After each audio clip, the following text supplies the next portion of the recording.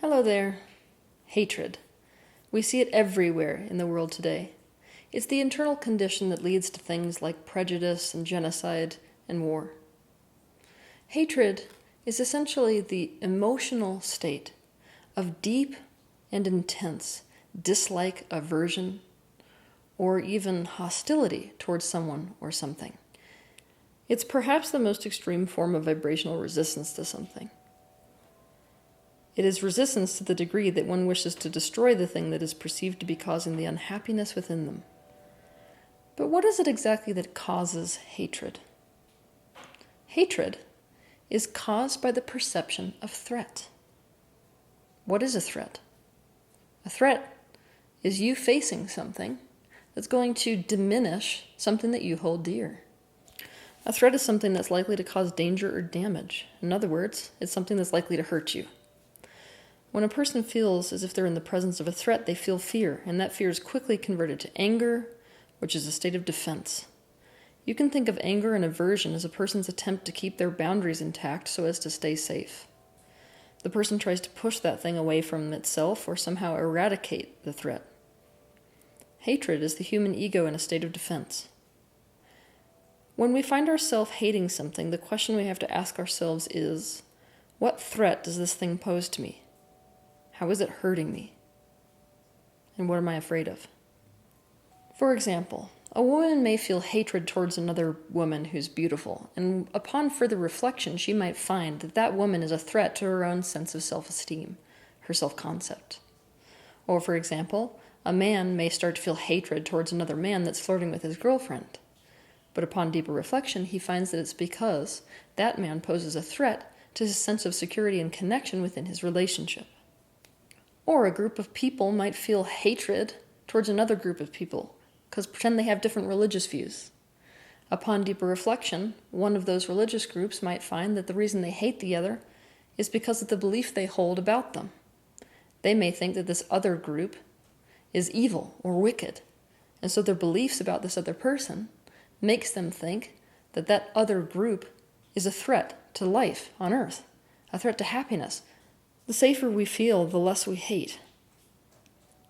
The problem is that hatred tends to snowball. Essentially, this is how it goes.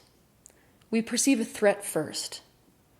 Our reaction to that threat is to push it away from us, so we start to feel hatred. And because we're focused at that thing with an attitude of hatred, as if it's a threat, what happens in a law of attraction-based universe? We attract more proof that they're a threat, which makes us more afraid, which makes us hate them more, which makes us manifest more proof that they're dangerous, which makes us hate them more. And it just keeps going and going until finally we have so much hate inside of us that we can do nothing except for try to destroy that other thing. Some of us find ourselves more frequently on the receiving end of hatred. I'm one of those examples. This is especially true if we're one of those people who grew up in a condition which led us to shame.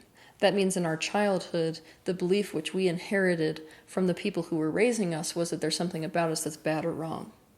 We are a perfect vibrational match to people who think that exact same thing about us. We tend to take this hatred personally. We make the hatred that we receive from others mean that there must be something bad about us. This pushes us into self-doubt, self-hatred, and self-distrust. But we need to see that the hatred does not exist because we're bad. It doesn't even exist because they're right about us. Hatred exists because the other person perceives us to be a threat to something they treasure and are therefore attached to. So what we have to ask ourselves is, what threat do they perceive me posing to them? For example, we may discover that somebody feels as if we're a threat to their physical safety, or we're a threat to their well-being, or we're a threat to their relationship, or we're a threat to how they want the world to look, or we're a threat to the beliefs which are keeping them safe, or we're a threat to their sense of self-esteem. It's much easier to feel better about someone or something that's hating us if we can develop compassion. Now, I realize this can be a stretch.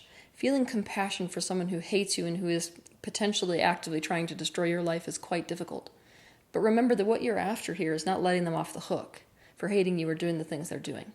What you're trying to look to do is to feel better yourself. And obviously, when someone starts hating you, you start perceiving them as a threat. So one of the best ways to get out of that vicious cycle is to start focusing on the pain that is in fact causing their hatred. Where is that fear and that scared little child, essentially, who is completely convinced that you're a threat to them? In other words, we don't feel the need to defend ourselves as violently because it really isn't about us. It's about the fact that something about us makes them feel threatened.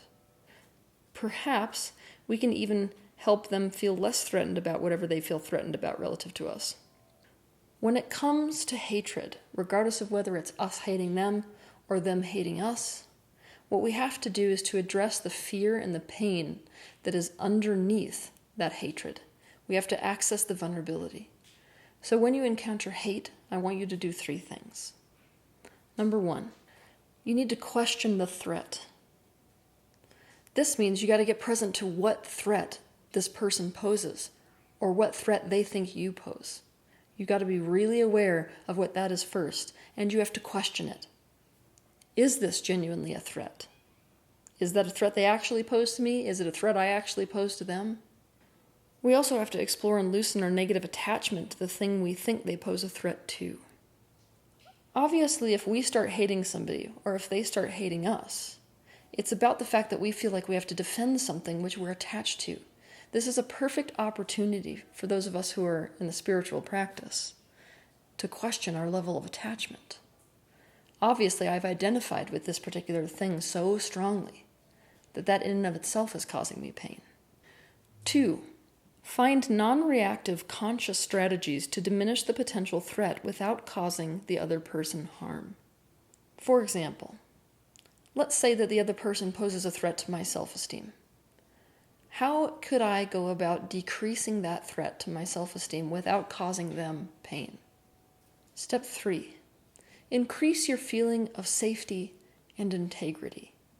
Obviously, you're defending something that you think you're going to lose or that's going to be diminished by the person who is hating you or who you're hating. So what I want you to do is to think any thought that would cause you to feel better about this situation, about whatever it is they pose a threat to. Any form of positive focus about the situation we feel threatened by will diminish the feeling of threat. By doing these things, we will experience a decrease in hatred. At its root, hatred occurs because we feel powerless to the way we feel. Why is it that we don't want to lose that thing we think they're a threat to? Because we would feel bad if we did. So at the core, hatred is about the fact that we feel powerless to feeling bad. So, what can you do about it? Prove to yourself that you're not powerless to the way that you feel.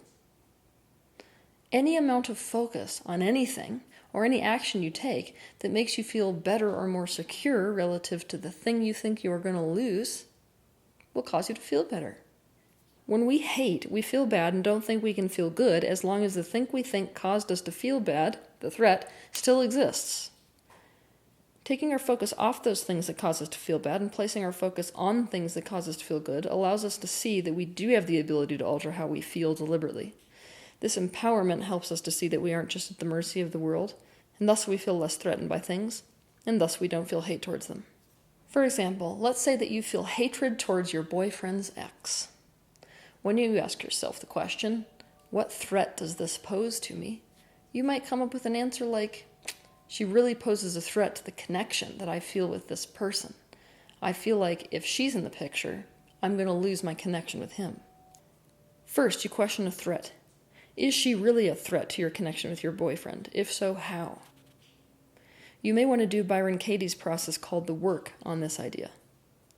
Then you may want to explore how the attachment you have to your connection to your boyfriend is painful and therefore negative. Because what you really want is a man who will choose you and who wants you enough that you don't have to work hard to earn closeness with him. So it may even be better to have his closeness tested in this way so you can either see his true colors or develop real security in his connection to you. Then one of the action steps you could take is to have a vulnerable and open and honest conversation with your boyfriend about the threat that you feel this ex of his poses to your relationship. Then, if you want to go further than that, you can begin to positively focus. How is your connection secure with this boyfriend? How can you be sure that it's going to be maintained regardless of whether she's there or not? This world functions like a mirror, which means that if we wish to end hatred in the world, we have to first end it within ourselves. That means we have to address the aspect of us that it hates. But I will give you a tip. The aspect of you that hates is not malevolent and it is not evil. It is the aspect of you that is a small crying child that feels powerless to the world around it, powerless to the way it feels. This child within you is the one that needs the attention.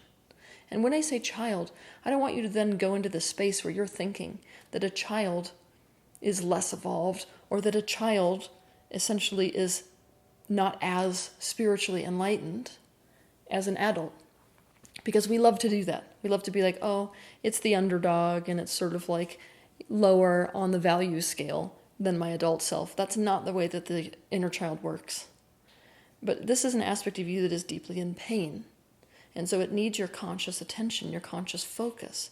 It needs you to know what it's scared of. And it needs you to help it to feel better about what it's scared of. This small child is terrified in a state of fear and is reacting by trying to push the thing it's afraid of away from itself.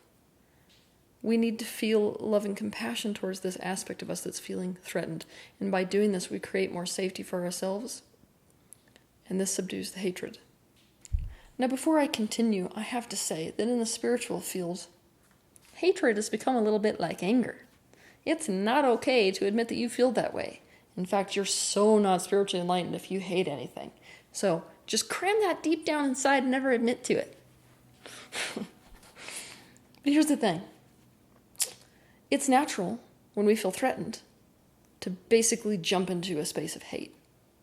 So it would be very rare to meet somebody who is genuinely free of all hatred. And it's really, really damaging for you to bury that aspect of you deep down inside and to stay unconscious of it and not admit to it. Suppressed hatred wreaks havoc on your body, and it wreaks havoc on the world at large. So admit to what you hate, even if you're one of those spiritual people who is all about the love, light, and communion on this planet.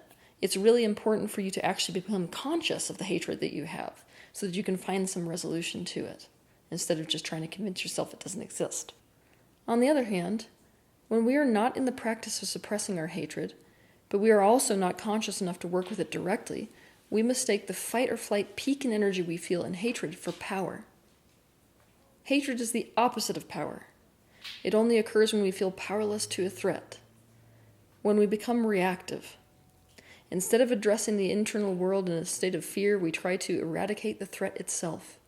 We wage war against it in order to try to get rid of it. This does not work in a universe based on the law of attraction, where whatever you resist persists. This is exactly why people in the media say that bad press is good press.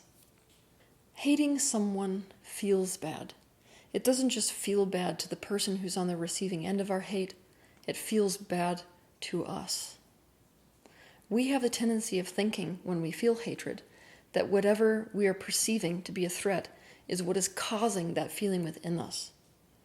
But in fact, it's just our reaction to something we perceive to be a threat. That means that hatred is not really anybody else's problem. It's our problem, and it deserves our conscious attention. Even if they have done things to justify the hatred, the one power that we do have is to deal with our reaction to them and what they did. This is good news because it means we are not powerless to our hatred. Hatred is a cover emotion for feeling pain, hurt, and fear. So address that pain, that hurt, and that fear. And then consciously focus on anything that causes you to feel safer, to feel joy, to feel that state of integrity. And watch your hatred disappear. Have a good week.